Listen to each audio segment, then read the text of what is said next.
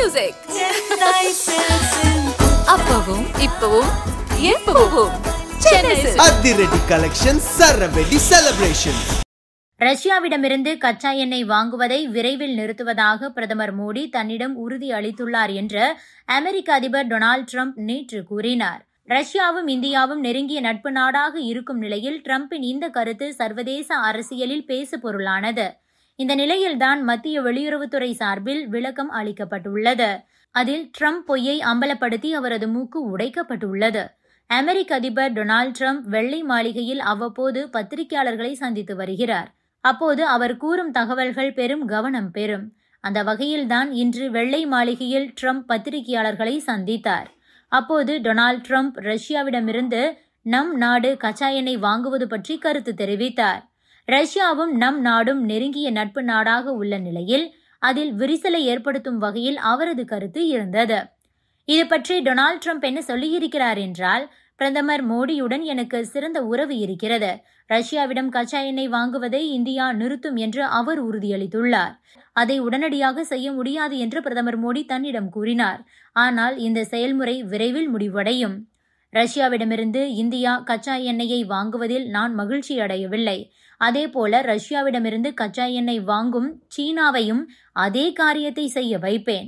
ரஷ்ய அதிபர் விளாடிமிர் புட்டினிடமிருந்து நான் ஒன்றை மட்டும்தான் விரும்புகிறேன். அவர் போரை நிறுத்த வேண்டும். உக்ரைன் மக்களை கொல்வதை நிறுத்த வேண்டும். ரஷ்யாவிடமிருந்து இந்தியா கச்சா எண்ணெய் வாங்கவில்லை என்றால் போர் நிறுத்தம் எளிதாகும். இந்தியாவின் கச்சா எண்ணெய் கொள்முதல் மறைமுகமாக உக்ரைன் மீதான ரஷ்யாவின் படையெடுப்பை அதிகரிக்கிறது. தொடர்ச்சியான வர்த்தகம் பல மக்களை இழந்த இந்த அபத்தமான போரை ரஷ்யா தொடர அனுமதிக்கிறது என கூறியிருக்கிறார். டிரம்பின் இந்த கருத்தை மத்திய அரசு முற்றிலுமாக மறுத்துள்ளது. இது தொடர்பாக மத்திய வெளியுறவுத்துறை சார்பில் அதிபர் டொனால்டு டிரம்ப், பிரதமர் மோடி இருவரும் போனில் பேசிக்கொள்ளவே இல்லை. ரஷ்யாவிலிருந்து எண்ணெய் வாங்குவது எரிசக்தி பாதுகாப்பு மற்றும் பொருளாதார ஸ்திரத்தன்மைக்கு இன்றியமையாதது. தேச நலனை கருத்தில் கொண்டு நாங்கள் முடிவுகளை எடுக்கிறோம் என கூறப்பட்டிருக்கிறது. முன்னதாக அமெரிக்க அதிபர் டொனால்டு டிரம்ப் நம் நாட்டுக்கு 50% வரிகளை விதித்தார். அதில் 25% என்பது ரஷ்யாவிடமிருந்து கச்சா எண்ணெயை வாங்குவதால் விதிக்கப்பட்டது. ரஷ்யாவிடமிருந்து நம் நாடு கச்சா எண்ணெயை வாங்கி உக்ரைன் மீதான போரை தொடர உதவி செய்கிறது. இதனால் இந்தியா ரஷ்யாவிடமிருந்து கச்சா எண்ணெய் வாங்கக்கூடாது என்று டிரம்ப் தொடர்ந்து கூறினார். ஆனால் நம் நாடு டிரம்ப் சொல்வதை கேட்கவில்லை. தேச நலன்தான் முக்கியம் என இருக்கிறது. அதனால் அவரது பேச்சுக்கு செவிசாய்க்கவில்லை. தொடர்ந்து ரஷ்யாவிடமிருந்து நம் நாடு கச்சா எண்ணெயை வாங்கி வருகிறது. நம் நாட்டின் கச்சா எண்ணெய் பயன்பாட்டில் 36% முதல் 38% ரஷ்யாவிடம் இருந்துதான் கிடைக்கிறது.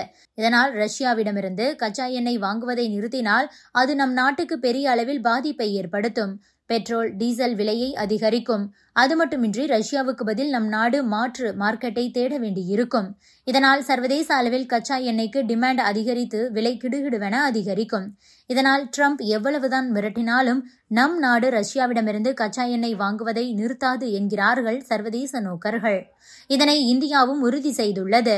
நம் நாட்டின் நலனை கருத்தில் கொண்டு அனைத்து முடிவுகளும் எடுக்கப்படும் என்று மத்திய அரசு ஏற்கனவே தெரிவித்துவிட்டது.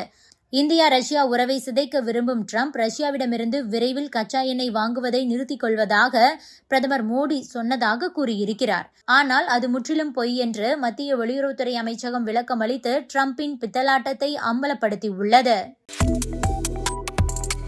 Subscribe to One India and never miss an update.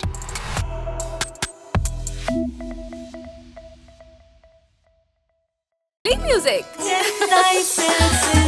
அப்பவும் இப்பவும் எப்பவும் சென்னை அதிரடி கலெக்ஷன் சரவெடி செலிப்ரேஷன்.